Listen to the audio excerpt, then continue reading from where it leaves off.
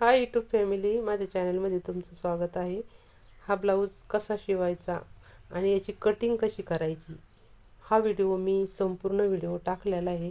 कारण ही डिझाईन असती एकदम लांब अशी, जास्त मोठा गळा असतो डिझाईनचा आणि आपल्याला गळा कट करायचा असतो 2.5 इंचावर आणि हा गळा मोठा असतो. त्यामुळे आपण 2.5 इंचावर जरी कटिंग केली तरी पण इथं थोडंसं प्लेन दिसतं. मग त्यामुळं काय करायचं, तर ही अशी लेस लावायची. ही बघा, तर मी ही लेस लावून घेतलेली आणि गळा एकदम छान वाटतो. आणि राहिला बाहीचा प्रश्न, तर बाहीचा पण व्हिडिओ टाकला होता. हे बघा, त्यांनी काय केलेलं आहे, जिथं गळ्याची डिझाईन तयार केली तिथंच बाही तयार केलेली होती. हे बघा, तर ही बाईला काट येत होता एकाच साईडने नेमकं. हे बघा, हा काठ आहे ना, एका साईडने येत होता, तर मी तो काठ समोरच्या बाजूने घेतला. हे बघा, इकडं समोरच्या बाजूने काठ घेतलेला आहे ब्लाऊजला आणि पूर्ण ब्लाऊज शिवलेला आहे.